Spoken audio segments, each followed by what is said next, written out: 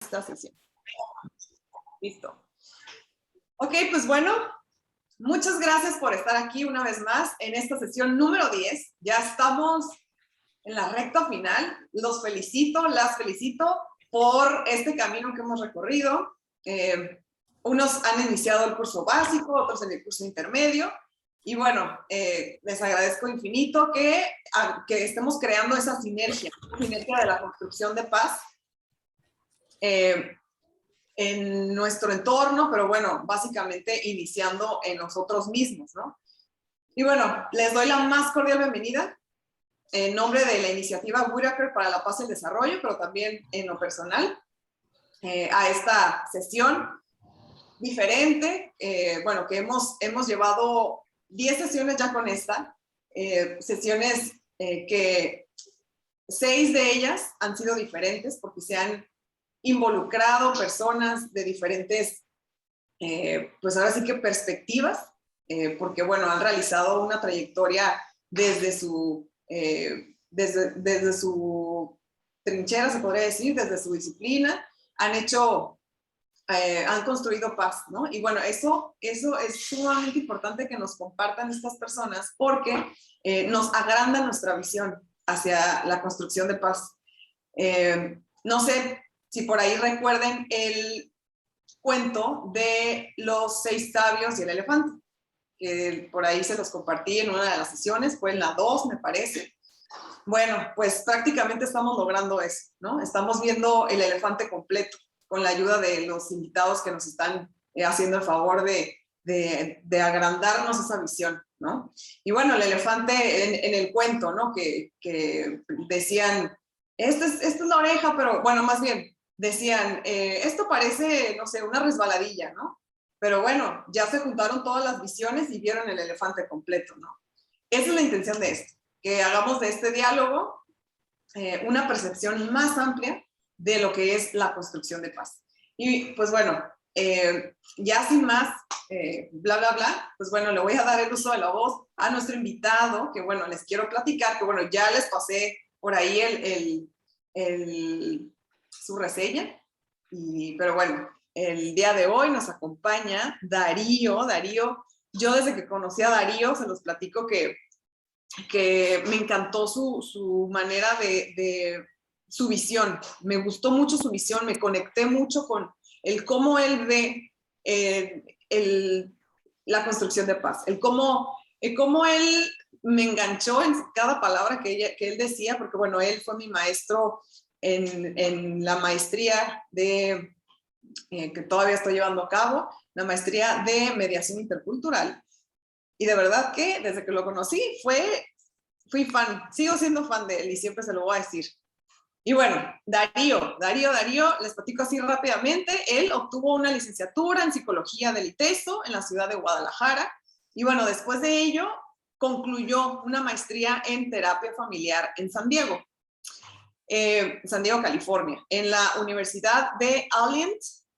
Ay, perdón, es que estoy dando acceso. En la Universidad de Alliant, ¿no? Y bueno, él fue catedrático y director, fundador de la Escuela de Psicología en CETIS Universidad, aquí en Tijuana, Baja California, y la primera escuela de psicología del noroeste del país. Él trabajó como administrador de casos para el municipio de San Diego, California, en el Departamento de Salud Mental con niños adolescentes y en la agencia UPAC con la comunidad de jóvenes latinos en las escuelas del Distrito Escolar de San Diego, California. También ha dedicado tiempo a la práctica privada. Bueno, él es certificado en la prevención del bullying escolar por University of San Diego, la USD. Es autor del manual El acoso escolar bullying, lo que los educadores deben saber y hacer. En el 2014 realizó una investigación para la CEDESOM, el DIF y CEP municipal, que se llamó Evaluación de un modelo de intervención para prevenir el bullying en escuelas municipales de Tijuana. Ha sido ponente con el tema de violencia escolar en diversas ocasiones, entre los que se destacan Tijuana Innovadora, ¿no? del 2012. Y bueno, yo me podría pasar, hable y hable de Darío porque tiene un historial muy, muy largo, pero bueno, yo les comparto que es, la verdad que lo admiro muchísimo por todo lo que él representa. Y bueno, yo la verdad que creo que es un buen role model, como dicen por ahí, ¿no? O sea, un buen ejemplo, una buena guía para poder lograr algo en nuestra comunidad. Y bueno, ahora sí ya, le paso el uso de la voz a Darío. Darío, bienvenido, gracias por aceptar estar aquí. Muchas gracias. Te doy el uso de la voz.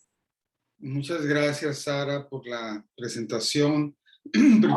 Primero quisiera saber si me escuchan bien todos. Yo sí. Ok, Todos. entonces estamos bien en comunicación. Pues bien, ciertamente al cabo del tiempo tuve un interés en saber por qué el ser humano era violento, por qué existía la violencia entre los seres humanos. Y esto nació de conversaciones que tenía yo con amistades. Nos reuníamos el fin de semana, yo creo que a ustedes también les sucede, que van a alguna reunión de la familia, de los amigos, y no tarda mucho tiempo en que la conversación pueda tomar el giro de qué mal se está poniendo allá afuera, cuánta violencia hay, y que si robos, que si asaltos, que si homicidios, y toda una serie de cosas que suceden en nuestra sociedad.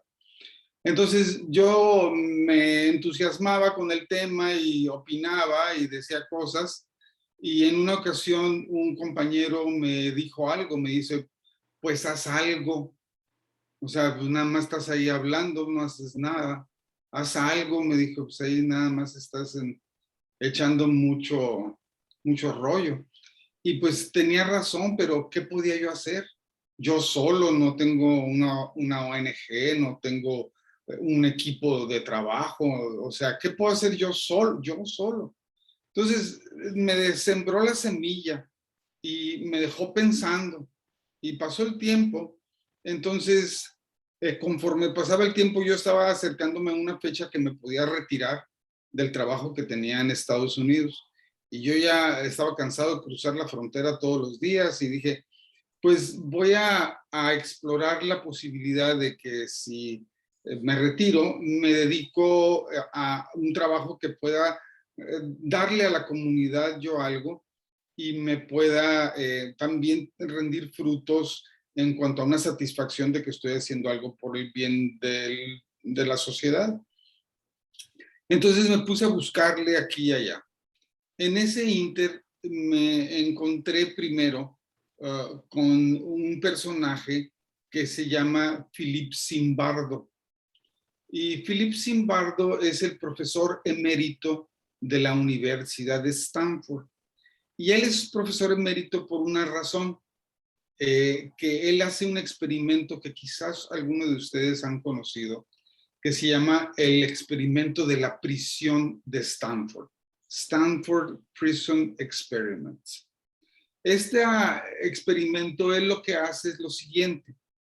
Él toma a un grupo de estudiantes normales que tienen un promedio de vida normal, que no son, que no tienen alguna condición mental, y les hace pruebas psicológicas, y de todos ese grupo de jóvenes, un día los cita a su oficina, los divide a la mitad y dice, la mitad son prisioneros y la mitad van a ser guardias, ¿sí? Entonces, dice, ellos sabían que iban a participar en un experimento, ya habían aceptado esto y el día que van, el experimento en eso consistía, en que unos iban a ser guardias y otros iban a ser prisioneros. Y lo que sucedió es que al poco tiempo, al cabo de 2 o 3 días, los guardias se empezaron a ser muy violentos en contra de los prisioneros. Y empezaron a agredirlos, a golpearlos, a insultarlos, a hacer actos de injusticia en contra de los prisioneros. Este tipo de experimentos no pueden ser replicados. En otras palabras, una vez que se hicieron, ya no se pueden volver a hacer otra vez. por el hecho de que no podemos someter a personas a una violencia para ver cómo responden. O sea, vamos a torturar a alguien a ver qué pasa. Pues no puedes torturar a alguien a ver qué pasa para que tu experimento, para descubrir de qué se trata tu experimento. Sin embargo, cuando lo hicieron inicialmente, no anticipaban eso. No anticipaban que los guardias se violentaran a los prisioneros. Pero de aquí se derivó un principio, y un principio que es importante señalar, y es el siguiente. ¿Qué es el origen del mal? El origen del mal tiene muchas causas, una etiología muy diversa, proviene de muchos lados. Y lo que yo, como decía Sara al principio, es un pedacito del elefante y cada quien tiene que ir abonándole y encontrando la solución al problema de la violencia. Yo tengo mi interpretación y tiene un grado de complejidad esa interpretación, y vamos a ver si la hora de presentación me permite exponer básicamente de qué se trata. Pero regreso al punto de Zimbardo, la prisión de Stanford y la pregunta que surge de esto. La pregunta que surge de esto ¿es la persona, es la situación o es el sistema que mantiene situaciones que hace que la persona se comporte de tal o cual manera? ¿Sí? Entonces, esta era una pregunta interesante porque él no estaba esperando violencia. Él, de hecho, no sabía qué iba a pasar, pero suponía que algo sucedería. Entonces, él se da cuenta que la situación fue la que generó la violencia y que es el sistema que mantiene situaciones que hace que las personas se comporten de tal o cual manera. Y voy a poner un ejemplo muy burdo, quizás, para algunos de nosotros que hemos vivido en las ciudades fronterizas. Y consiste en lo siguiente. Una persona de nuestro país, de México, que, digamos, estuviese acostumbrado a tirar la basura por la ventana, ya comiéndose cualquier cosa, un dulce, y ya se lo acaba y el envoltorio, abre la ventana y lo avienta, ¿no? Lo echa por la ventana, porque las calles están llenas de basura, porque todo el mundo avienta la basura por la ventana. Pero este sujeto, el día que cruza la línea, en el instante en que cruza la línea, se está comiendo el dulce y no avienta el envoltorio por la ventana. ¿Por qué no lo avienta por la ventana? Es exactamente el mismo sujeto, con el mismo repertorio de conductas, pero ahora resulta ser que nada más porque cruzó la línea, ahora ya se comporta de una forma distinta. Entonces no era él el que estaba, el que necesitaba corrección, o no era él el que necesitaba que lo atendiéramos, o que lo educáramos, o que lo regañáramos, o que lo castigáramos para que se comportara de cual o cual manera. Resultó ser que cuando cambiaste la situación, el individuo se comportó de otra manera y no necesitábamos hacer más cosa que cambiar la situación. Entonces, la situación es parte de un sistema. Si el sistema está mal, va a haber situaciones que van a generar esas conductas. Ok. Como eso, vinieron una serie de otros de cuestionamientos. Me fui a buscar a Zimbardo, le hablé por teléfono, me fui a San Francisco, me terminó recibiendo, y con él conocí un proyecto que él estaba desarrollando y que todavía sigue en trabajo, que es el proyecto Imaginación Heroica.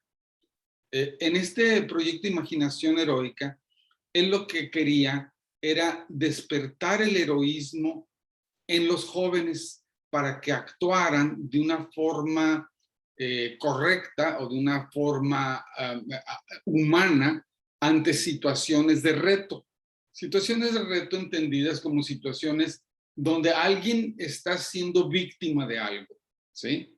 Entonces, aquí venía este asunto de cómo en una sesión anterior que estuve también con Sara, alguien planteaba el asunto del liderazgo.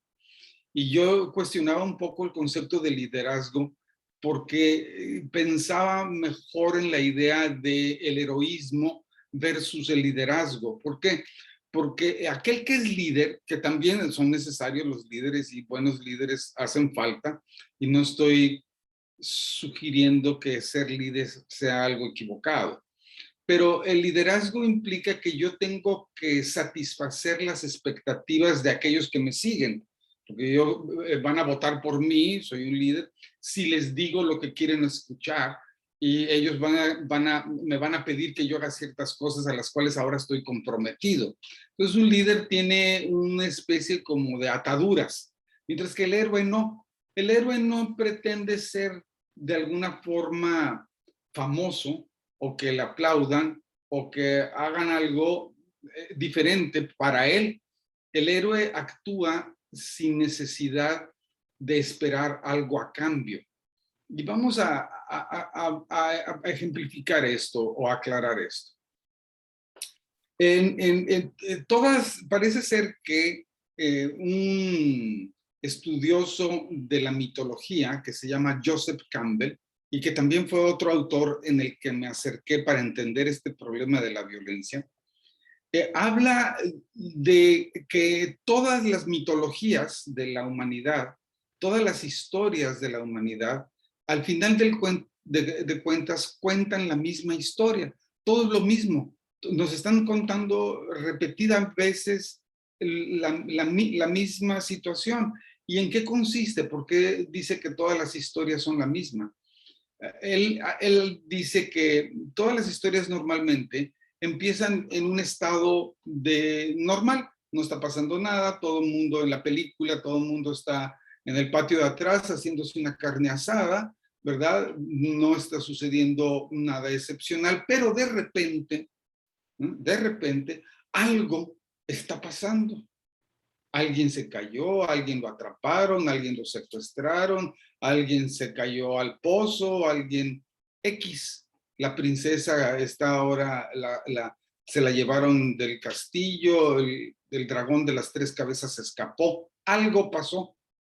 Y ese algo que sucede obliga al personaje principal de la historia, que en este caso es el héroe de la historia, le obliga a actuar de tal o cual manera para salvar la situación. Ahora, el héroe tiene lo que se le llama un llamado, el llamado a la aventura. Él decide ir o no ir. Si el héroe decide tomar acción, ir a responder a ese llamado, entonces al responder a ese llamado ya viene un cambio en su ser. Ya no es el mismo el que acepta el reto, aquel que no acepta el reto, aquel que dice, no, yo no voy a ir, yo no me voy a meter en ese lío, que vaya otro a ver quién se mete en... No, pero aquel que dice, yo sí voy, ese ya se transformó en alguien que va a ir a arriesgar su propia integridad física para salvaguardar la integridad física de un desconocido, de alguien que ni sabe quién es, pero ahí va, ¿sí? A salvar a otro, ¿sí? Entonces, en las grandes historias de la humanidad aparecen estas figuras de aquel que va y se arriesga por un desconocido, por otro que está allá, alguien que no sabe quién es, y baja a un inframundo y pelea con el dragón de las 3 cabezas o con los guerreros poderosos, y lleva un poder, a lo mejor lleva el anillo como el Señor de los Anillos, o tiene algún poder que recibe de un mentor, que el mentor en el camino le dice cómo hacerle para poder vencer el obstáculo. Y ya que vence el obstáculo y rescata a la princesa y regresa al mundo ordinario, al mundo de todos los días, él entrega su ganancia a los demás y no pide nada a cambio. Entonces, las grandes historias de la humanidad están escritas de esa manera. La Guerra de las Galaxias, por ejemplo, de George Lucas, representa estos ciclos del viaje del héroe. De hecho, George Lucas y Joseph Campbell eran muy amigos el uno del otro. Y George Lucas se deja influir o toma la historia, la forma de narrar una historia que plantea Joseph Campbell en el libro del El héroe de las 1000 máscaras. El héroe de las 1000 máscaras son las 1000 historias que son la misma historia. Y son la Ilíada, la Odisea, la Guerra de las Galaxias, El Señor de los Anillos, y cualquier otra historia es la misma. De hecho, nuestra historia es una historia de heroísmo. Sí, y que se puede repetir en cualquier momento del día de una forma muy breve. Si yo voy caminando en la calle y a la señora que va enfrente se le cae su bolso y donde lleva sus monedas, lleva su monedero, yo puedo decidir en ese momento quedármelo y echármelo a la bolsa, o puedo decir, oye señora, se le cayó su bolso, ¿sí? El acto que no es popular es regresárselo. El acto popular es quédate con el dinero, no seas tonto, tú quédatelo, ¿me explico? O sea, vuélate la feria, o sea, no se lo des. Pero eso es lo más común. Por eso es que el héroe no es popular. El héroe va a hacer cosas que no se esperaban que se hicieran. Va y le regresa el dinero, va y salva a la princesa del castillo, va y arriesga su pellejo, arriesga su vida para salvar a otro. Pero esas son las historias con las que nos identificamos al final del día. Esas son las historias que más veneramos, son las historias donde encontramos a esas figuras como las que queremos ser. Esos son los héroes. Entonces, eso ya existe en nosotros, porque existe en todas las mitologías de la humanidad. Si pertenece a ese inconsciente colectivo del cual habla Carl Jung, o sea, todos tenemos un inconsciente en el cual nos encontramos, ¿sí? Estamos hechos de la misma naturaleza, ¿sí? Y esa naturaleza es una naturaleza de bien. Pensamos, es un acercamiento de una postura que somos seres de bien, porque no solamente en el ejemplo de la historia del héroe y de cómo todas las historias son la misma historia de que alguien rescata a alguien para salvar a otro que puede ser un desconocido y sin pedir nada a cambio. Así como está esa, está esta otra parte en la que todas las religiones, en todas las tradiciones religiosas de la humanidad, tienen algo en que les es idéntico, que es igual, que es semejante, en el que todos están de acuerdo. Todas las religiones están de acuerdo en una cosa. Y esa cosa en la que están de acuerdo es la regla de oro. ¿Y alguien puede decirme cuál es la regla de oro? Que no sea Sara. ¿Alguien sabe? Sí. Bueno, según las reglas de oro que yo sé es que trata a todos como quieras que te traten a ti. Exacto. O sea, trata a los demás como te gustaría ser tratado. No le hagas al otro lo que no quieres que te hagan a ti. ¿Sí? Todas las tradiciones religiosas hablan de eso. En todas aparece esa figura.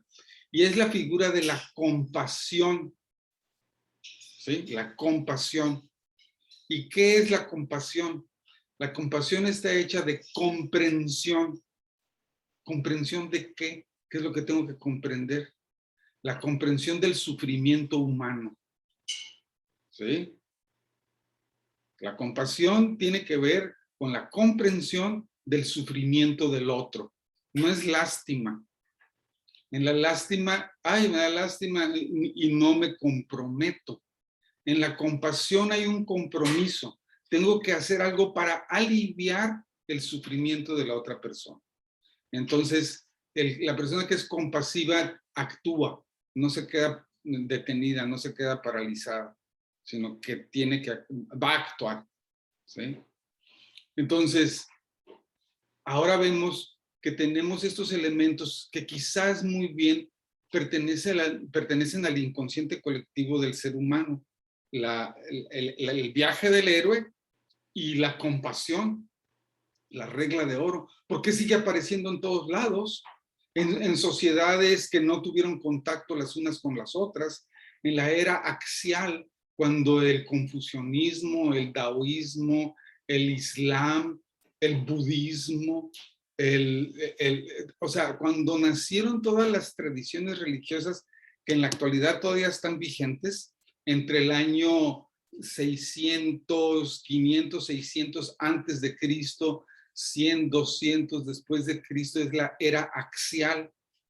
Y en esa era axial surgen todas estas religiones, pero no estaban en comunicación los unos con los otros para estarse contando la misma historia, pero todos llegan a la misma historia, todos llegan a que no le hagas a los demás lo que no te gustaría que te hicieran a ti, porque es evidente, o sea, todos entendemos eso tan claro como el agua.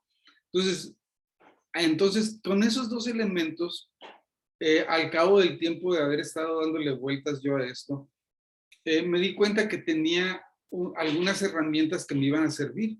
¿Por qué? Porque ya había llegado al punto donde, ¿qué puedo hacer para cultivar las virtudes, para cultivar aquello que ya es intrínseco de la naturaleza humana? No le tengo que enseñar otra cosa nueva a este cuate.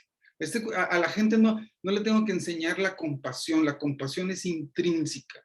No, a la gente no le tengo que hablar del heroísmo porque el heroísmo es intrínseco, porque están todas las historias con las que nos identificamos y por qué nos identificamos con ellas, ¿sí? Porque sabemos que ese es el acto correcto, que eso es lo que debo de hacer. Si yo estoy parado en la esquina de un crucero y hay una persona a un lado de mí y el semáforo de los peatones todavía está en rojo y va a dar un paso y ahí viene un carro y lo van a atropellar y lo agarro. Y digo, oiga, cuidado, lo van a atropellar. Yo ese señor no lo conozco, yo no sé quién es. ¿Por qué voy y le, hey, cuidado, te van a atropellar? Lo salvo. ¿Por qué? ¿Por qué lo salvo a ese señor? Si yo no sé qué, ese cuate que si lo atropellaron, pues lo atropellaron, ¿a mí qué? Porque al final del día yo sé que él y yo somos lo mismo, que él y yo estamos hechos de la misma naturaleza, que él y yo, y él igual que yo sufre, tiene añoranzas, tiene esperanzas, tiene alguien que lo quiere o que no lo quiere, o tiene deseos de algo. Me explico, es un ser humano que está hecho de la misma naturaleza que es mi naturaleza, que es la naturaleza de las emociones y de los sentimientos, y que él es un reflejo de mi ser. Yo existo cuando me veo en los ojos de los demás. No existo viéndome en el espejo, viéndome en los ojos de los otros, empiezo a tomar mi existencia. Entonces el otro, no estoy separado, no estamos separados los unos de los otros, nos creemos separados, pero no estamos separados, somos parte del todo. Yo necesito a todos los demás, necesito a la tortillera y necesito al que pasa a recoger la basura y necesito al doctor y necesito al panadero, sin eso, y al que saca las papas de la tierra, al agricultor, necesito a todos. Si no están ellos ahí, yo no puedo estar. No puedo yo creerme que soy el centro del universo y estoy en un trono donde yo estoy allá arriba y pongo a todos los demás abajo y yo siempre me pongo arriba. Ahí es donde viene el problema. O sea, cuando pongo a los demás primero, cuando me pongo a mí primero que los demás. Y hay momentos en que sí, ¿verdad? O sea, si yo voy cruzando la calle y viene un camión muy rápido, pues yo voy a correr para que no me atropellen, voy a pensar en mí, voy a resolver ese problema. Pero hay un momento en que imaginemos un escenario hipotético. Imaginemos un escenario donde todo mundo está ocupado o preocupado por el bienestar de los demás. Yo aquí estoy, veo a Rocío, ¿qué se te ofrece? Ya tienes tu cafecito. Alicia Sánchez, estás muy bien, estás bien. Betsy, ya te tomaste tu juguito de naranja. José Antonio, ¿qué onda? No está haciendo calor allá donde está. Yo todo el tiempo viendo porque el otro esté bien. Y los demás están viendo porque yo esté bien. Imagínate. O sea, pues no tenía que tener una casa con alambre de púas, ¿verdad? Porque pues todo el mundo iba a estar viendo a ver qué hacía por mí, yo estaba viendo qué hacía por los otros, pues no tendría broncas, estaríamos muy bien, muy a todo dar todo el tiempo. Pero es un mundo hipotético, pero sin embargo, nos apunta en la dirección correcta, a pesar de que no va a suceder, pero nos apunta en la dirección en la que mi bienestar radica en del bienestar del otro. Para que yo esté bien, los demás tienen que estar bien. Yo no puedo estar bien si los demás están mal. Entonces, ¿a quién se le ocurre? ¿Sí? O sea, no va a funcionar, o sea, no va a prosperar el asunto así. Si a los demás les va bien, van a comprar de mis productos de mi tiendita, van a venir a consumir mis servicios profesionales y yo voy a prosperar y ellos van a prosperar, entonces vamos así. Pero pensamos de la siguiente, de una manera equivocada. Si alguien se cae, nos da risa. Ja, ja, ja, se cayó. Ja, ja, ja. Qué bueno que se dio un trancazo, ¿no? O sea, nos alegra el fracaso del otro. Ay, qué bueno que le salió mal. Ay, qué bueno que no lo admitieron. Ay, qué bueno que no le dieron el trabajo. Se cree mucho. Empezamos con una serie de formaciones mentales que son desadaptativas y que van abonando a ese distanciamiento y esa violencia que tenemos los unos hacia los otros. Entonces, regresando a este asunto, cuando yo me aboqué o me interesé en el asunto del acoso escolar, no era tanto porque me interesaba ver qué podía hacer para reducir la violencia en el salón de clases. Sí, en efecto, o sea, y sí funcionó porque hicimos estudio de pre-post, o sea, vimos cómo estaban antes, aplicamos la metodología y vimos cómo estaban después y vimos que lo que hicimos durante el semestre sí influyó y hubo un cambio en la percepción de la conducta de los estudiantes, de los maestros y de los padres de familia. Y todo el mundo dijo, sí, estamos mejor que como estábamos antes, ¿sí? Pero esa intervención para mí era, lo importante era que si iba yo a poder sembrar las semillas del cambio en los jóvenes que estaban chiquillos en las primarias y secundarias, si íbamos a poder sembrar las semillas del cambio para que ellos después, cuando crecieran, se pudieran llevar ese aprendizaje y adaptarlo a otras situaciones. Entonces íbamos a tener un acercamiento preventivo y no uno remedial, ¿sí? Porque los acercamientos remediales son muy costosos y no tienen resultados. Los acercamientos remediales, si una persona ya estuvo en la cárcel y ya salió de la cárcel porque era adolescente y le clavó un cuchillo a no sé quién y lo dejaron salir porque, no sé, y ya había robado muchas veces, ya anda todo tatuado con lagrimitas en la cara, ya es un problema, consume droga. Si ya tienes un personaje de esa naturaleza y lo quieres arreglar, te va a costar mucho dinero, mucho esfuerzo, mucho trabajo y quién sabe si logres algún cambio en algunos de ellos después de terapias de grupo, psiquiatras, medicamentos, dinámicas, psicólogos, tanta cosa, ¿no? Para poder corregir una conducta de un individuo que se descarriló, que se fue por el camino equivocado. Pero si hacemos un trabajo preventivo, si les damos las herramientas para que no lleguen a eso, es un acercamiento longitudinal. Nos va a tomar más tiempo, pero nos va a salir más barato y vamos a tener mejores resultados que si estamos siempre tratando de apagar el fuego y entonces queremos resolver la violencia o el narcotráfico o la drogadicción con el ejército y con el policía.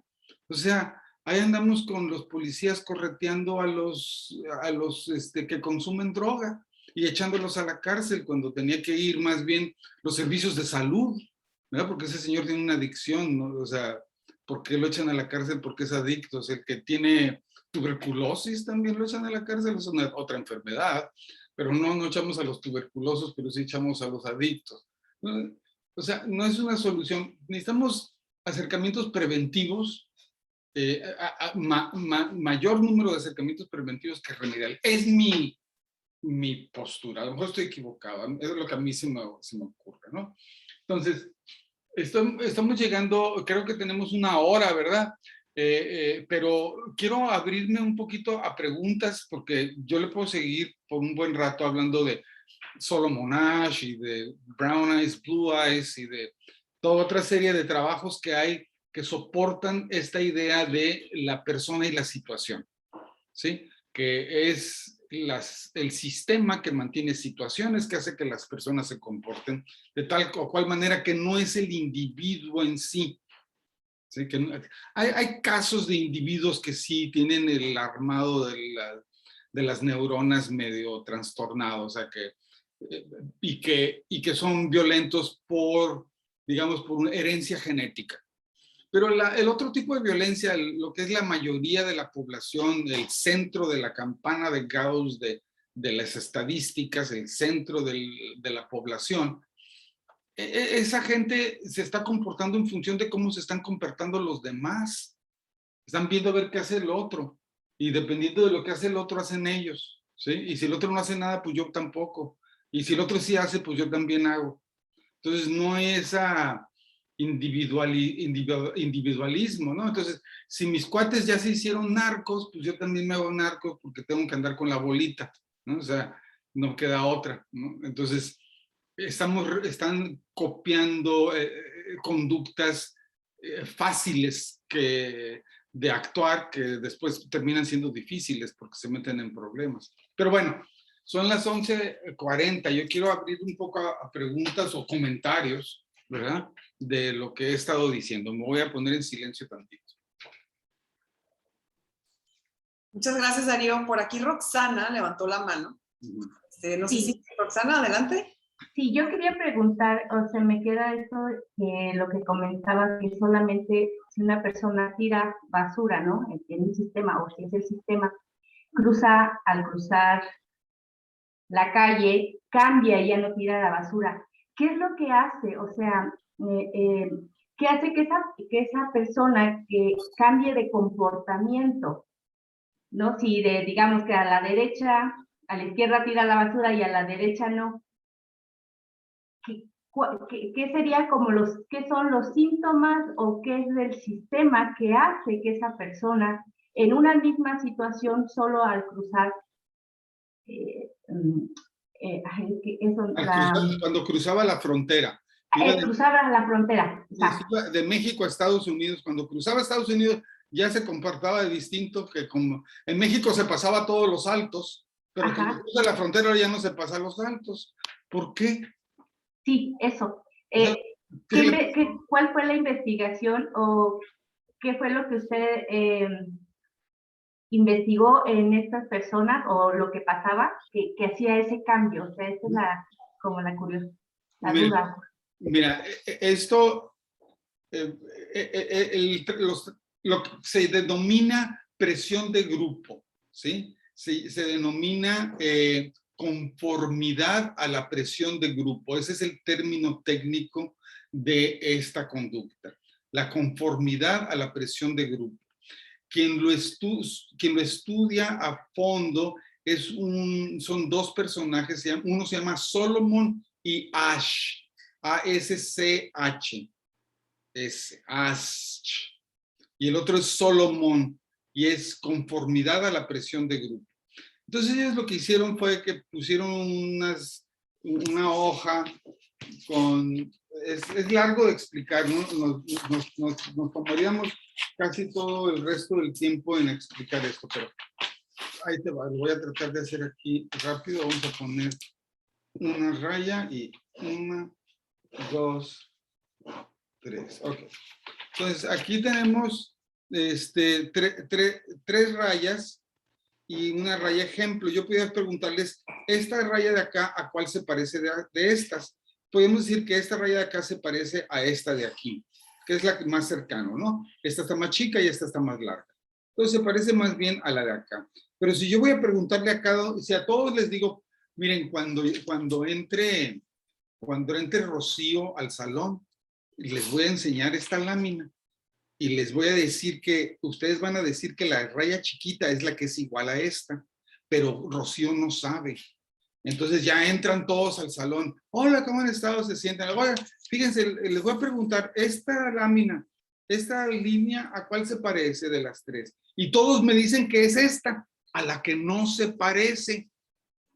Y cuando llegue el turno de Rocío, es decir, Rocío, ¿tú qué piensas? ¿A cuál se parece? ¿Qué va a decir Rocío? Que va a decir que es la chiquita. Va a dar la respuesta equivocada. Ella sabe que está mal. Ella sabe que la chiquita no es la raya correcta. Pero como todos los demás dijeron que la chiquita era la correcta, se ve obligada por presión de grupo a responder algo que es un error, que es una equivocación, ¿sí? Hacer lo que no debe de hacer. De la misma manera, para hacer lo que tienes que hacer.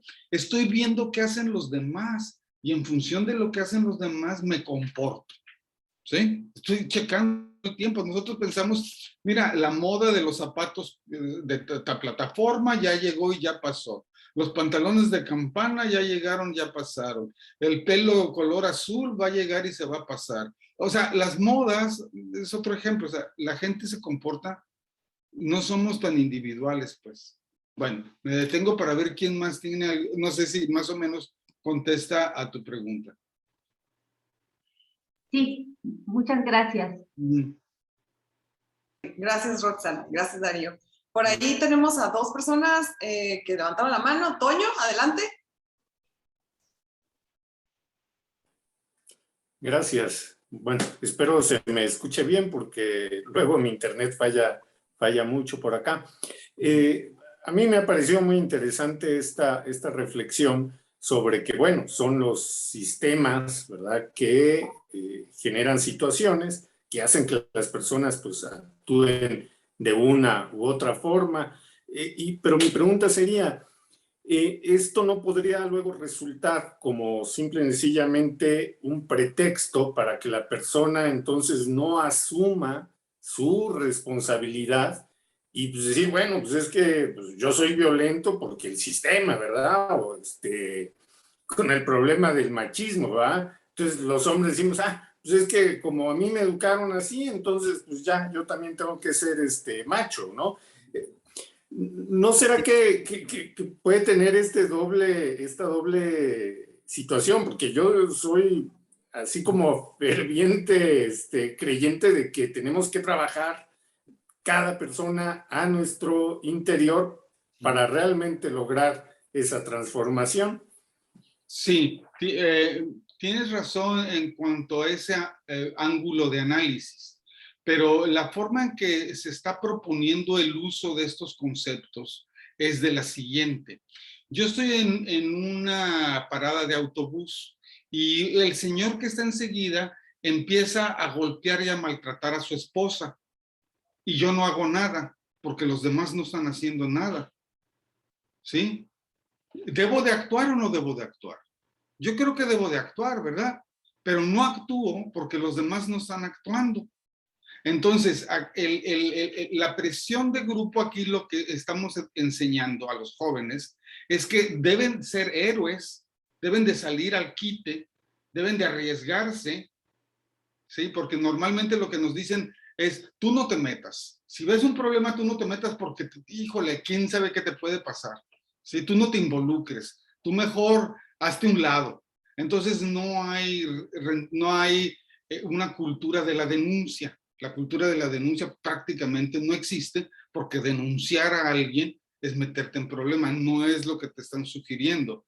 Entonces aquí ahora lo que quiero es que esa conformidad al grupo, ese sistema que mencionabas, José Antonio, al cual estoy obedeciendo y digo, no, pues yo sigo siendo violento porque el sistema genera la violencia, pues ese sujeto, el violento, puede pensar de esa manera, pero la solución al problema de la violencia no está en modificar al violento.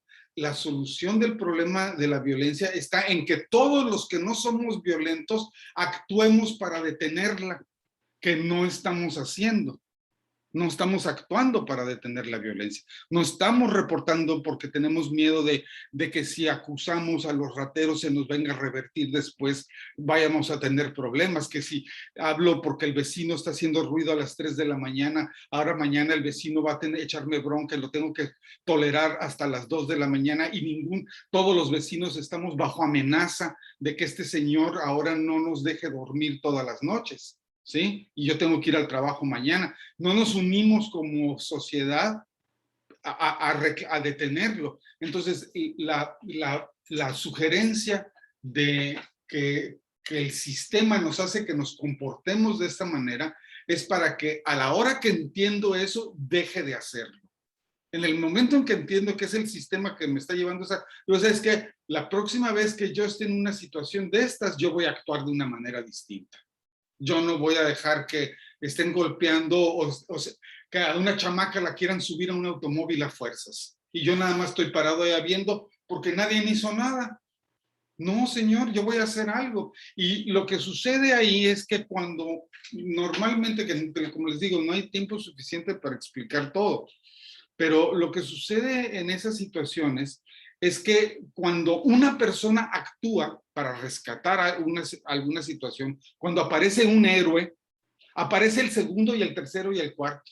Se requiere de uno que influya en los demás. Una vez más, estamos viendo qué hacen los otros. Yo también diría, oye, pero ¿por qué la están agarrando a la muchacha? ¿Por qué la están subiendo? Pero no hago nada.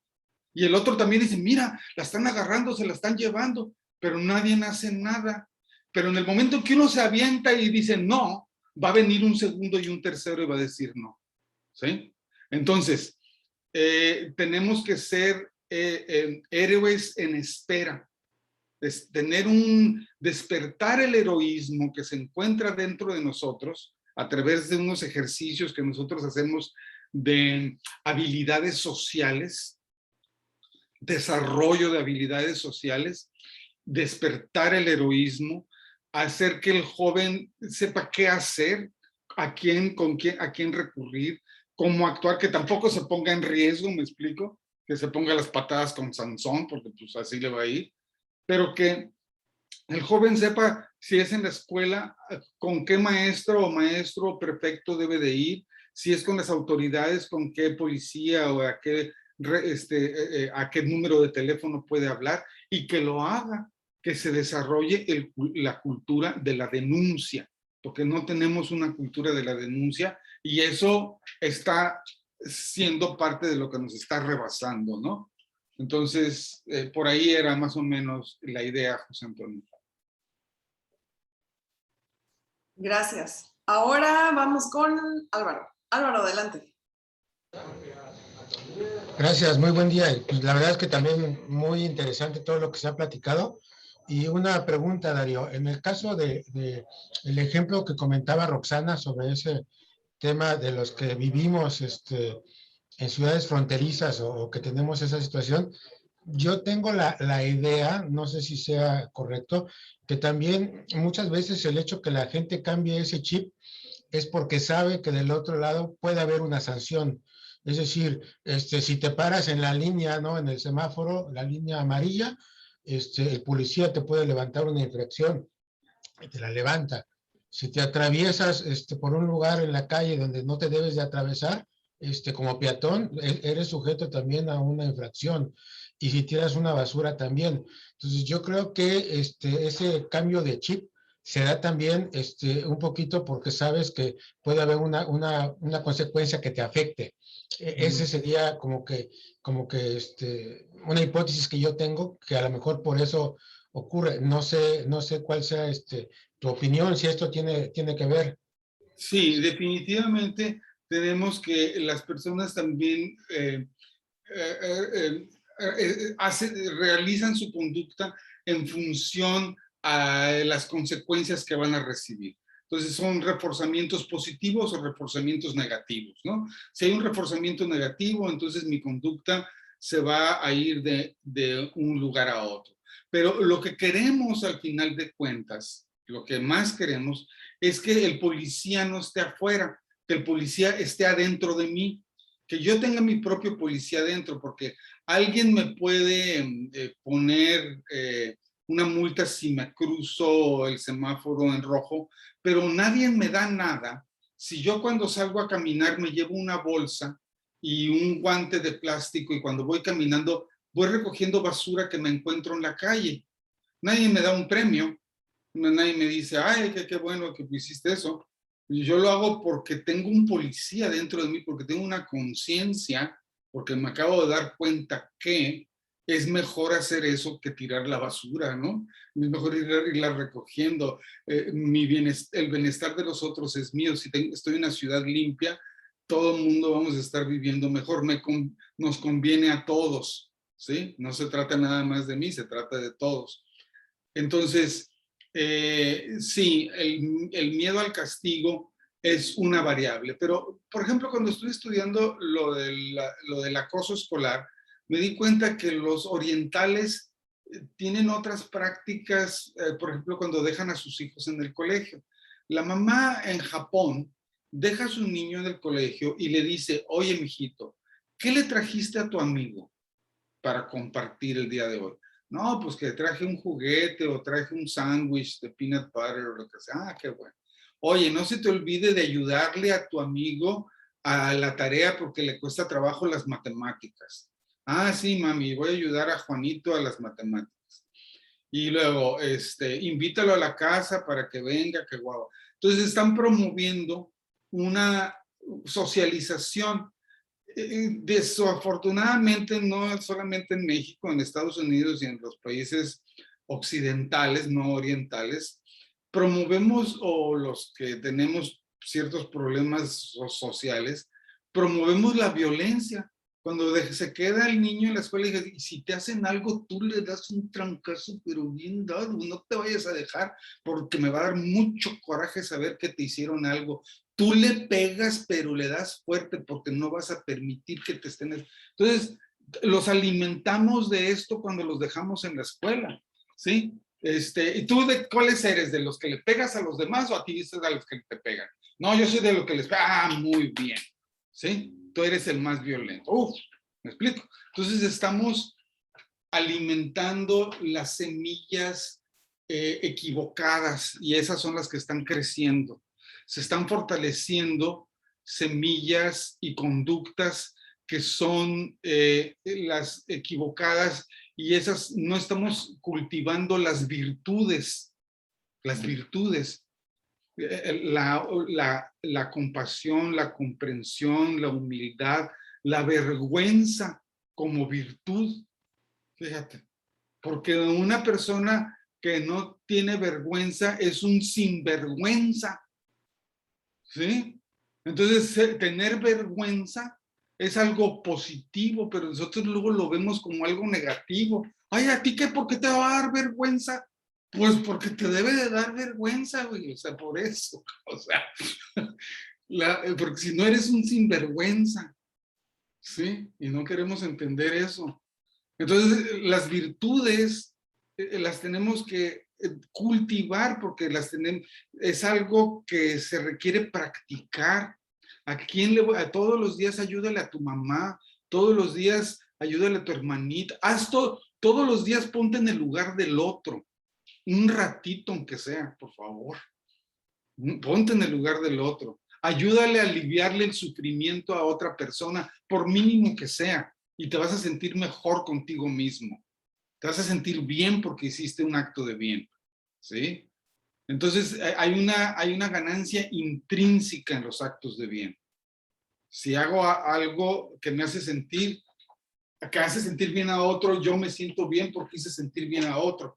Si aquel que se siente bien hace sentir bien a los demás, aquel que se siente mal hace sentir mal a los demás. Si alguien anda tirando, es porque se siente de la patada.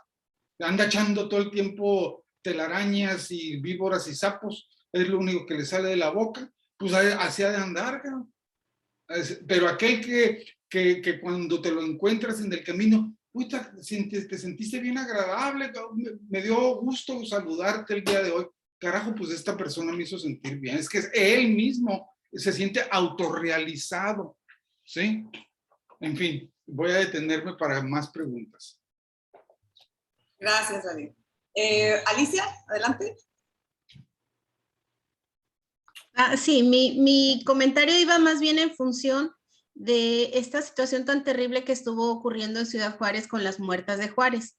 Una de las propuestas que se hizo para combatir o erradicar esto que estaba ocurriendo era que todos como sociedad participaran, porque finalmente si desaparecía una chica, era la hija de alguien, pero se convertía en la hija de todos, porque finalmente las familias seguían exponiéndose a seguir perdiendo hijas. Entonces, la propuesta que se hizo, no sé si la recuerdan o la conocieron, pero fue que todos como que todos cuidaran a las hijas de todos, pues porque finalmente una chica desaparecida podía ser en determinado momento hija de cualquier persona de esa comunidad. Entonces ahí se demostró que había una complicidad entre autoridades, entre sociedad, entre familias, porque generalmente las chicas desaparecidas eran chicas que trabajaban en maquiladora, que salían de la maquiladora alrededor de la 1 de la mañana.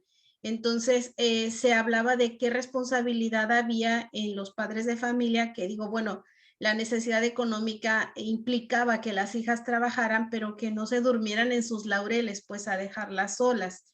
Recuerdo que hubo aquí en Tijuana nos convocaron a los profesionales de la salud cuando estaba este tema tan fresco, tan doloroso, de qué podíamos hacer como profesionales de la salud para prevenir ese tipo de situaciones y que no se replicaran no solo en Ciudad Juárez, sino en ninguna parte de nuestra región. Y entonces parte de a la conclusión que se llegaba en esa reunión era que era una cuestión de educación, pero también era una cuestión de despertar conciencia y de erradicar ese tipo de complicidades que finalmente llevaban a muchas familias a sufrir pues esta tragedia, este dolor tan grande de perder una hija. Entonces, mi comentario va más en función, de acuerdo a lo que tú has investigado, Darío, ¿qué tanta responsabilidad tenemos como familia de educar este tipo de actitudes o esta carencia de valores?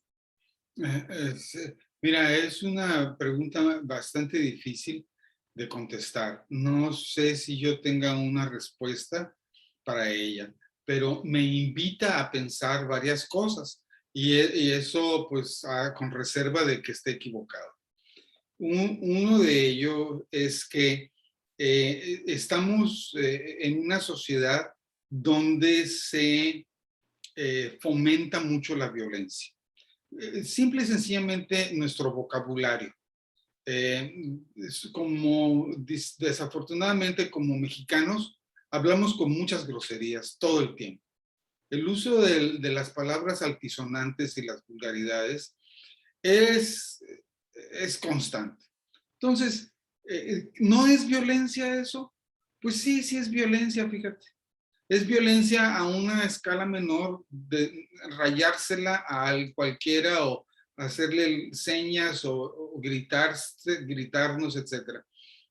Es una escala menor, pero eso va abonando, está en la misma dirección, llega al extremo de la violencia y de los feminicidios.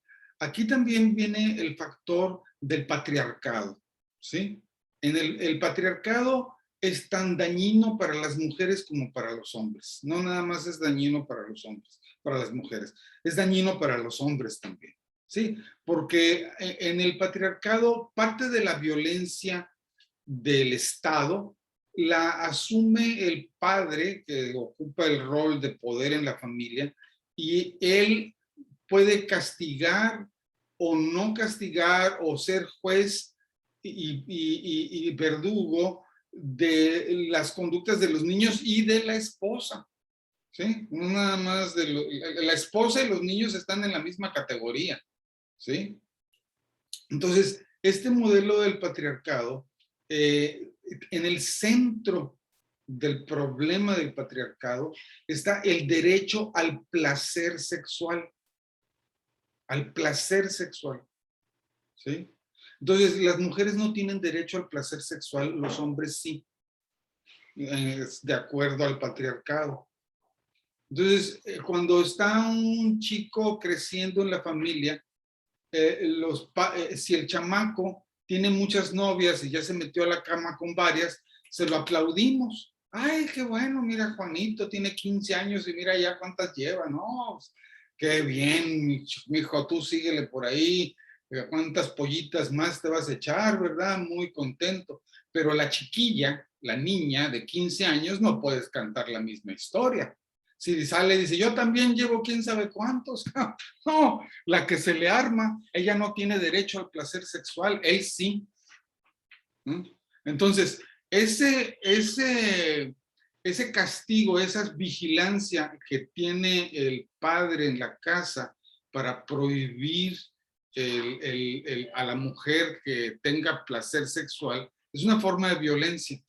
Y esa violencia se desparrama. Entonces, después esa violencia se va distorsionando y tenemos quizás este tipo de fenómenos de tipos que las raptan, las violan y las matan porque las ven como objetos, como cosas, porque estamos fomentando día con día este rol y estos papeles que son entre culturales y arcaicos, porque no nada más pertenecen a México, pertenecen a la antigua Roma, ¿no? A los fenicios, o sea, se va hasta Egipto, se va hasta Mesopotamia, hasta Babilonia, o sea, durante milenios la mujer ha sido reprimida, ¿sí? Entonces, la represión en contra de la mujer, que hasta en estos últimos años, la mujer pudo votar en México en 1954.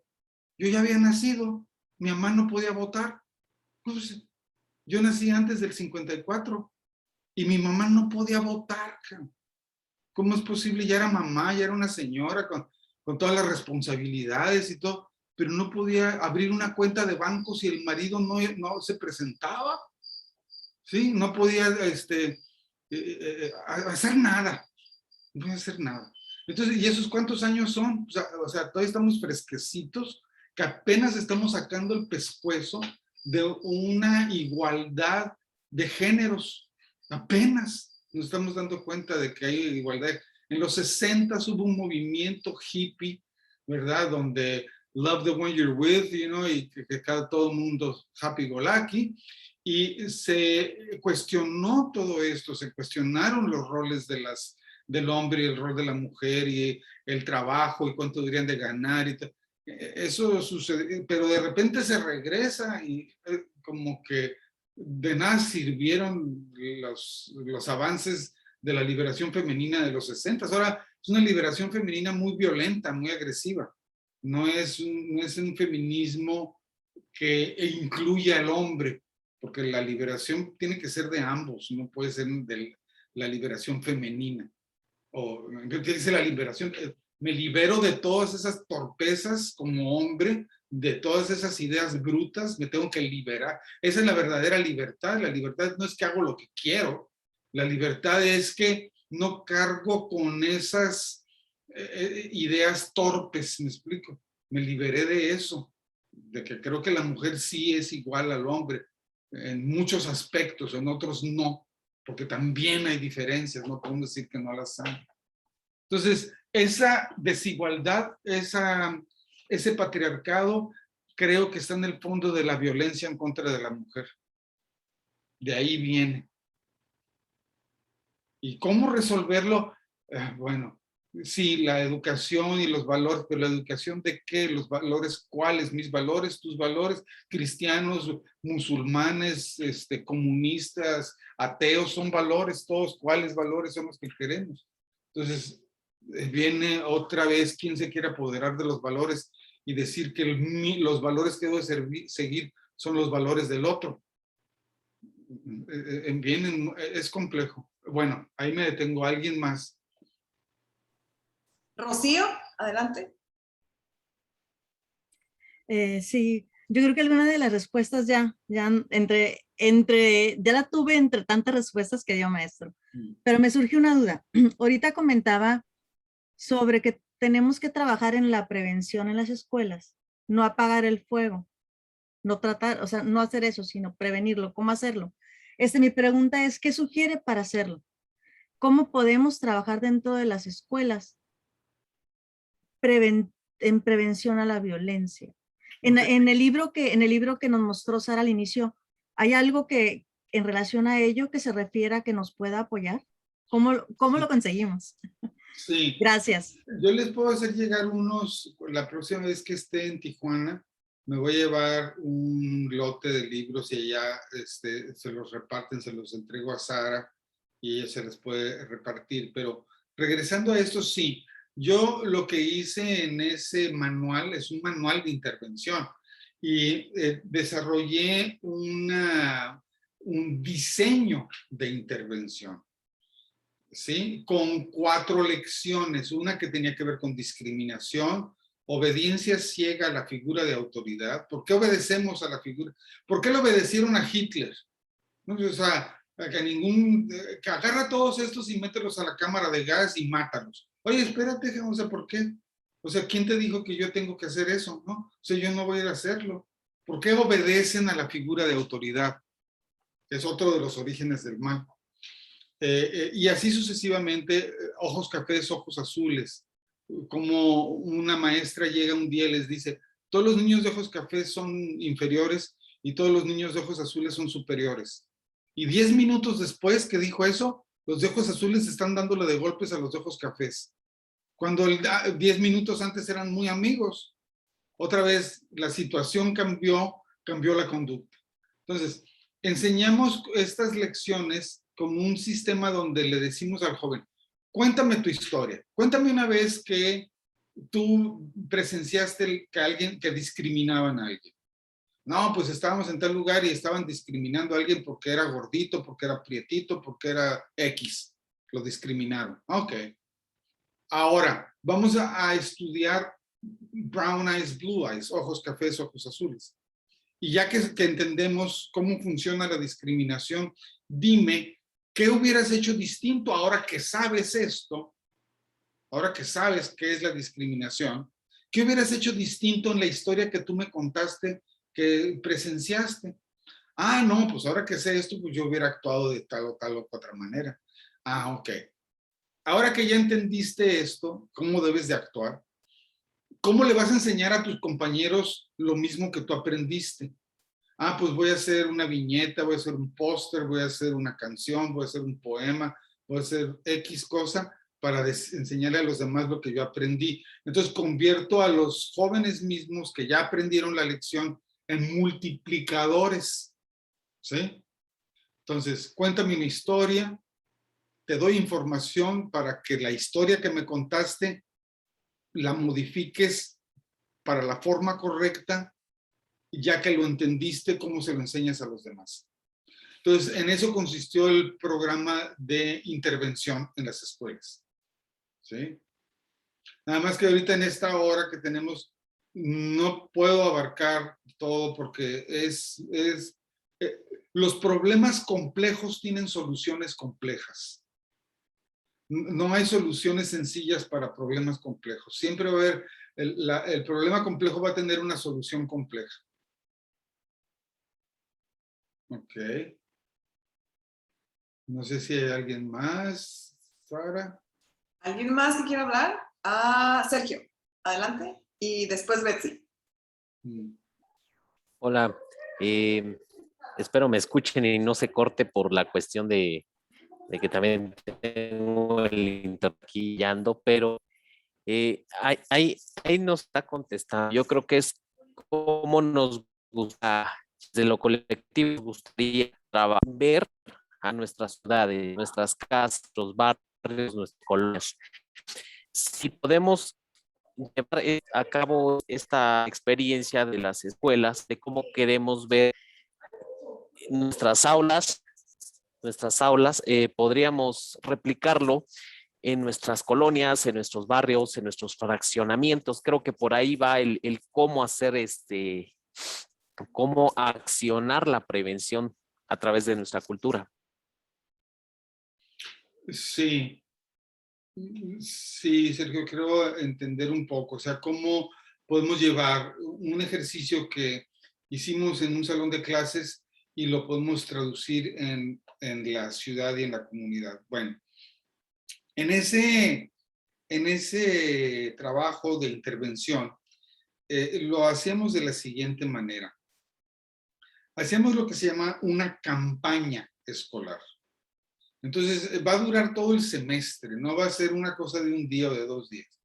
Y en esa campaña escolar vamos a involucrar a los padres de familia y a los maestros y a algunos otros miembros de la comunidad para dar ese efecto que menciona Sergio de que la comunidad también esté involucrada y que esto permee y se distribuya o se haga llegar a otros espacios que no sean estrictamente el salón de clases, para que los padres mismos aprendan herramientas sociales que les permitan resolver situaciones de otra manera y no con puro conflicto y puro grito y puros sombrerazos.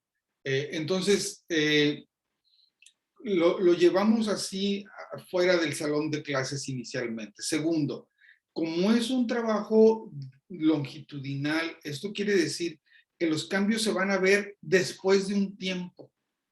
Estamos apostándole a que va a ser al cabo de los años. Podemos ver las diferencias en el clima escolar, en un semestre, ¿sí? De cuando inició el semestre a cuando termina el semestre, cómo se sienten los papás, los jóvenes y los maestros. Nos pueden decir, nos sentimos mejor, ¿sí? Y eso sí lo pudimos medir. Pero lo que no hemos medido es qué va a pasar con ese niño cuando tenga 18 años. ¿Sí? Aprendió esto cuando tenía 7, 8. Y cuando tenga 18 todavía conservó esa herramienta. Porque mi idea o la idea que tenemos es que dicen el conocimiento nos liberará. Cuando tienes conocimiento, la ciencia nos liberará. Cuando conocemos algo, eso nos libera, ¿sí? Sí, cuando todos sabemos que para allá es arriba, ¿no? Y que para acá es abajo. ¿De acuerdo? Todos estamos de acuerdo que para allá es arriba, que para allá es arriba. Pero si yo estoy en Australia, a lo mejor para allá es arriba y para acá es abajo.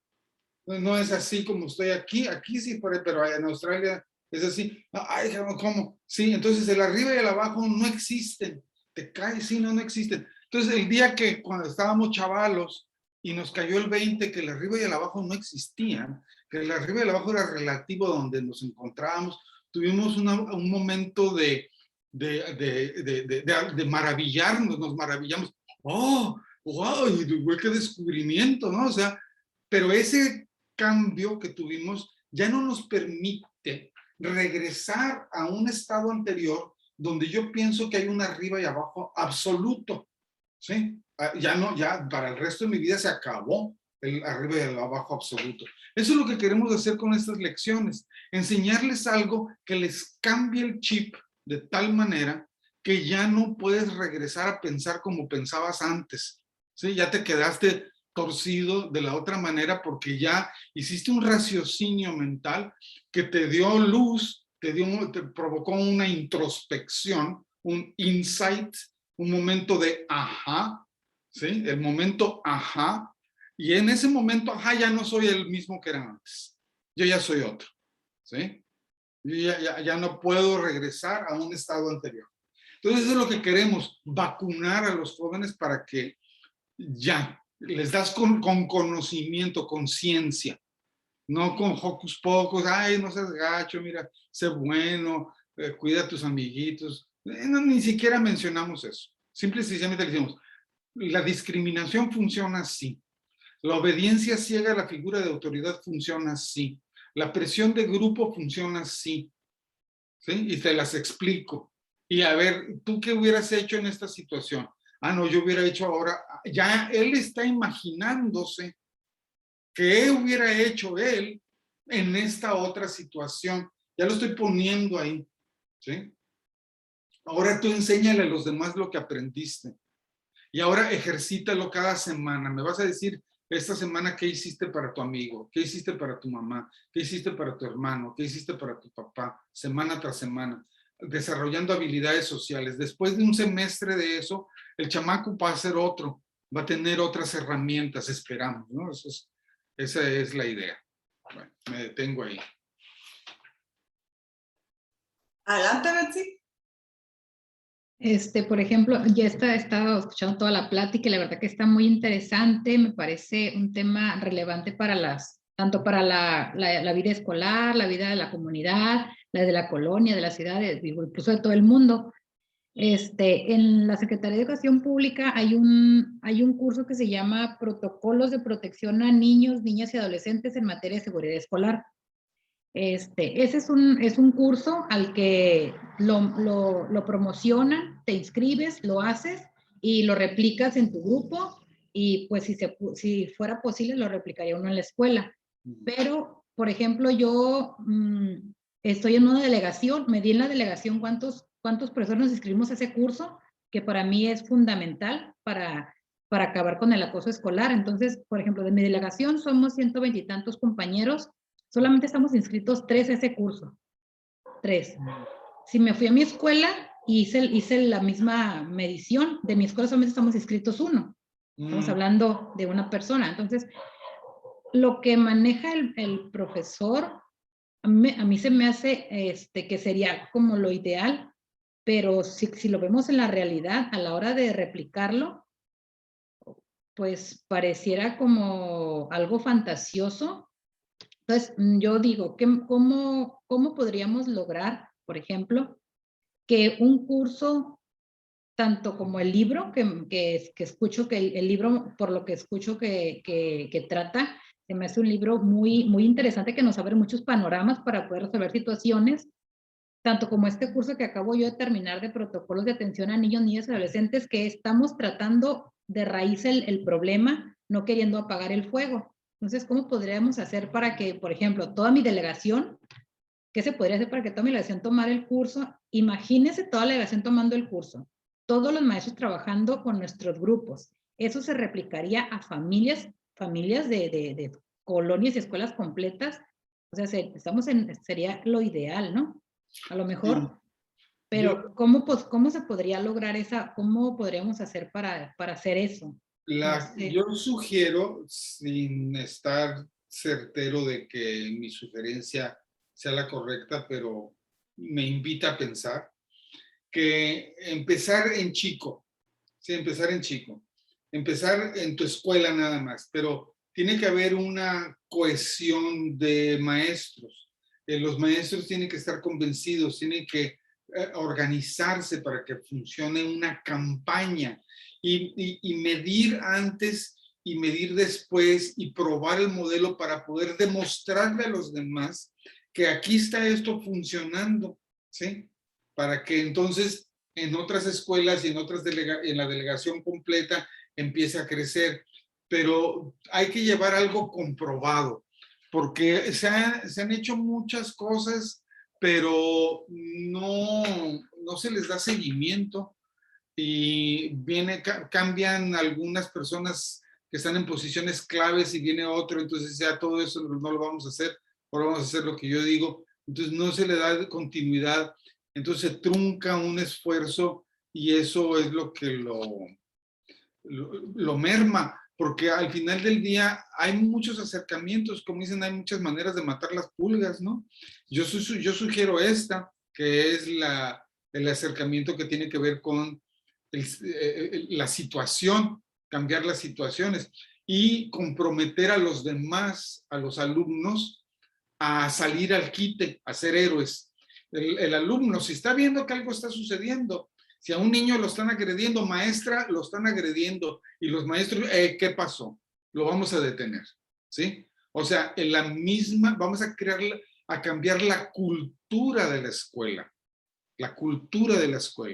para que todos los de la escuela son vigilantes, todos son policías. Entonces el bully, el agresor, pues se va a ver acorralado, no lo va a tener fácil, no va a poder hacer sus cosas tan fácilmente, porque todo el mundo está vigilándolo, todo el mundo está poniendo atención de que a nadie le estén molestando.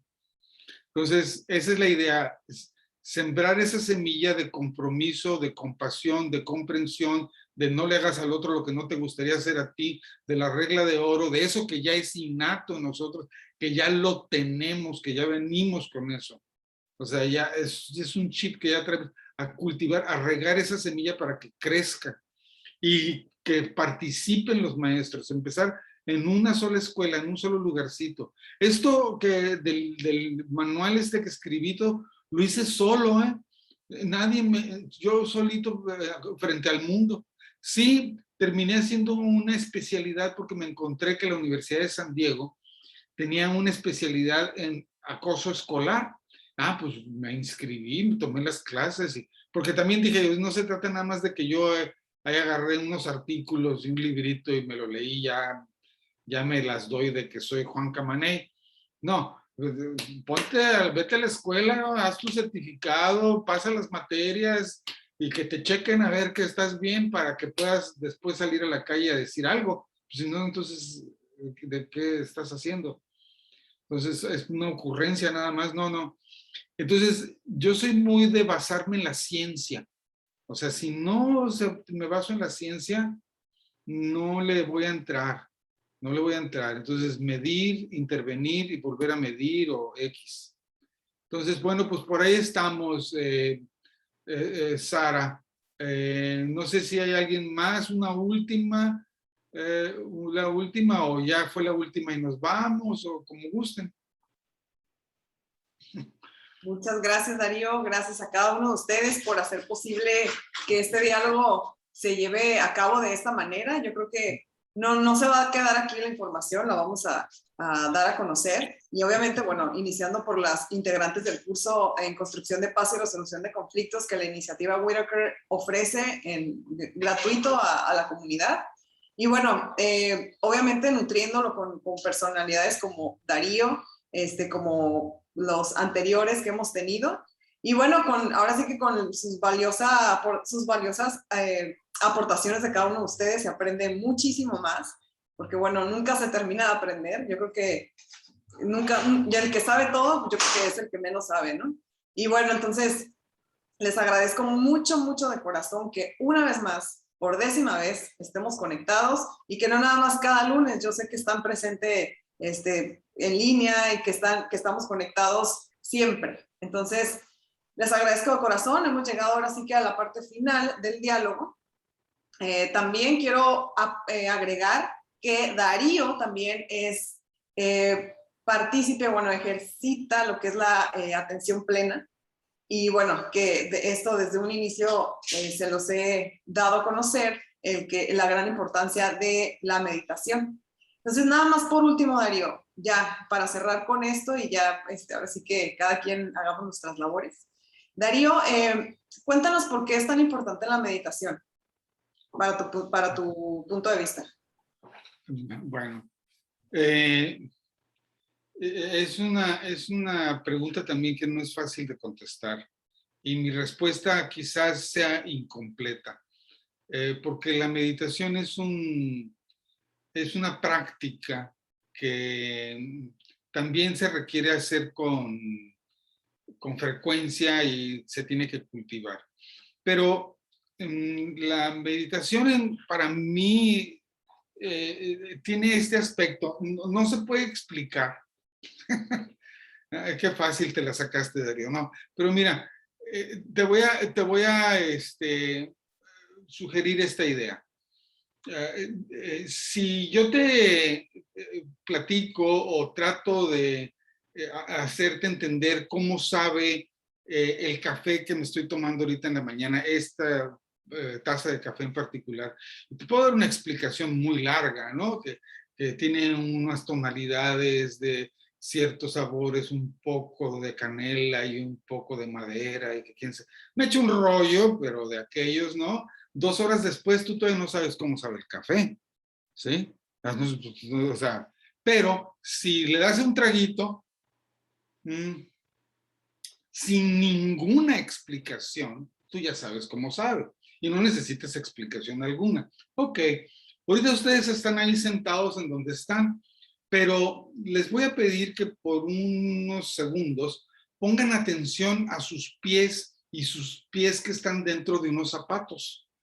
Entonces ahorita se están dando cuenta que sus pies están adentro de los zapatos y de repente esa sensación del pie dentro del zapato se amplificó y se puso de este tamaño y ahora están bien conscientes de que el pie está adentro del zapato y pueden mover los deditos del pie y ahora sienten el zapato grandototote. Pero hace ratito ahí estaba y sabes que no le estabas haciendo caso y era el mismo sentimiento, pero no, tu mente no se enfocaba en eso, ¿verdad? O sea, no le hacías caso a eso. Pero entonces ahora que ya te lo mencioné, pues ahora sí estás atento. En el proceso de la meditación, no se puede explicar precisamente por eso, porque es algo que tienes que probar. Yo no te puedo decir cómo saben las fresas, ni los tomates, ni el durazno. Eso es algo que tú tienes que hacerlo y al hacerlo lo vas a descubrir, pero no hay palabras que sean suficientes para explicar de qué se trata. Porque hay un momento en que las palabras son un estorbo, donde las palabras no sirven. Se trata de la experiencia y no de la palabra. ¿Sí? Entonces, ¿qué es lo que estoy experimentando? ¿Qué es lo que estoy sintiendo? No, ¿qué es lo que está en mi pensamiento discursivo periqueando? En la meditación, cuando los ves que se ponen en silencio, ¿sí? El silencio no nada más es exterior. El silencio tiene que ser un silencio interior. Que dejes de estar hablándote algo aquí, bla, bla, bla, bla, bla, todo el día. Ese bla, bla, bla, que se calle. Que se calle y que nada más te quedes en la experiencia. ¿Sí? Respiro y estoy consciente de mi respiración. Y nada más es la experiencia sin pensamientos. Sin pensamiento discursivo. Entonces, lo puede uno lograr unos 15 segundos y al ratito ya, este güey que me está diciendo, ya no sé de qué se trata esto, yo creo que este cuate está medio tuercas, esto no sirve de nada, me explico, tengo que ir al ratito a recoger a mi tía de la estación de tren o lo que sea, pero tu mente no se puede quedar en blanco, porque es un trabajo poderla poner en blanco, quedarte en la pura experiencia, en el puro sabor del durazno, sin las explicaciones. ¿Y en qué nos ayuda esto? Pues mil cosas, porque para empezar, nos tranquilizamos, regresamos al momento presente, al aquí y a la hora, nos damos cuenta que no está pasando nada, que todo lo que nos preocupaba era un invento, no está pasando nada, aquí estás, y tú bien preocupado. Entonces, el aliento, al inhalar me hago consciente que estoy inhalando y al exhalar estoy consciente que estoy exhalando. Ese respirar te alivia. Al respirar te estás aliviando. Y vuelves a respirar y te vuelves aliento, te calmas. Y eso lo hice también porque viví unas temporadas o pasé temporadas largas en monasterios. Me fui a los monasterios, a varios monasterios y me metí. Y ahí me quedé por semanas, por meses, porque así como quería saber qué onda con la gente del mal, y dije, ¿dónde están los buenos? Pues los buenos han de ser monjes, ¿no? ¿Y dónde están esos? Los quiero conocer. Entonces me fui a meter a los monasterios y ahí me encerré con los monjes y con las monjas. Ahí me quedé por meses y practiqué la meditación y todo esto, la práctica contemplativa, porque no pertenece nada más a los budistas, sino también a los católicos, los trapenses, los benedictinos, los franciscanos, todos ellos practican la contemplación, pero no es muy común con los diocesanos en las iglesias católicas. Ahí es muy rápido, cuando estamos en misa dice, y oremos. Y ese y oremos dura 15 segundos y al ratito ya lo que sigue, no nos dio chance de el oremos debe haber sido como de 2 horas. Ay, cállense por 2 horas. Pero no nos callamos por 2 horas. Pues por ahí es la idea, ¿no? Pero como les digo, es algo personal para cada quien, no es algo que cada quien debe de explorarlo y determinar si le es útil si les sirve. Muchas gracias, Darío. Pues bueno, yo creo que, bueno, en teoría, pues es muy fácil comprenderlo, ¿no? Pero yo creo que sí hay que llevarlo a la práctica. Cada sesión tratamos de ejercitar esta parte, ¿no? La parte de la meditación y bueno, desde que iniciamos este curso así lo hemos hecho. Y bueno, yo quiero invitarlos a que el día de hoy también hagamos lo mismo. Les voy a compartir material, el material que corresponde a esta sesión para que de favor lo lean. Y bueno, voy a agregar videos de autores que comentó aquí el maestro Darío. Y entonces, pero también, bueno, como cada sesión, les agrego también ahí un video para que ustedes mediten. Ya sabemos cómo. Yo los invito a que ustedes mismos sean sus propias guías y bueno, y que hagamos realidad la teoría, ¿no? La teoría que ya la sabemos, ¿no? Que hay que practicarla para entenderla, ¿no? Y para poderla expresar y poderla enseñar también. Y pues bueno, gracias por tu tiempo. Entiendo que el tiempo es valiosísimo y bueno, te agradezco mucho que nos hayas compartido, pues nos pasamos de la hora. Te agradezco mucho el tiempo que nos compartes. A cada uno de ustedes les agradezco muchísimo que estén aquí, el interés que hace la diferencia. Hace rato comentaba Darío, ya nada más para terminar. Darío, comentabas algo que es así como clave, que cuando lo escuché en la maestría, que en una de las primeras clases, dije, claro, ahí está la diferencia. Te dijiste que hay que dejar de ser observadores, ¿no? Para poder hacer la diferencia y erradicar la violencia poco a poco, ¿no? Pero bueno, yo creo que cada uno de ustedes ya están haciendo eso. Ya están aquí, ya estamos, a lo mejor somos muy poquitos, como lo comentaba Betsy, que estos temas, pues la verdad que yo creo que no sé qué tienen que ser los temas, bueno, más bien, todos sabemos que al colectivo le interesan ciertos temas en particular y que estos temas, pues no son tan vendibles, se podría decir, no les interesa a muchas personas, pero yo creo que aquí se trata de calidad, no de cantidad, y les agradezco mucho porque ustedes están haciendo la diferencia, ¿no? Están dejando de ser observadores. Muchísimas gracias, Darío. Una y mil veces más te voy a agradecer siempre esta sesión y bueno, siempre que estás atento a estos temas, siempre quieres participar y de verdad que te lo agradezco infinitamente. Y bueno, pues en nombre de la iniciativa Whitaker para la Paz y el Desarrollo, en lo personal, también gracias Darío Sánchez, gracias a los integrantes de este grupo. Y pues bueno, por último, les agradezco infinitamente por hacer posible que la paz suceda. Muchas gracias. Y nos vemos, si ya no hay nada que comentar, pues bueno, nos vemos el siguiente lunes a la misma hora. ¿Okay? Gracias a todos por su tiempo, por ponerme atención, por escuchar mis ideas y mis conceptos. Espero que haya sido de su agrado. Estamos en contacto. Cualquier otra invitación, con mucho gusto participo. Hasta luego. Muchas gracias. Muchas gracias. Buenas tardes. Si quieren el libro, me dicen, ¿eh? Yo Gracias. ahí estoy de acuerdo con Daniel. Hasta luego. Gracias, bye bye.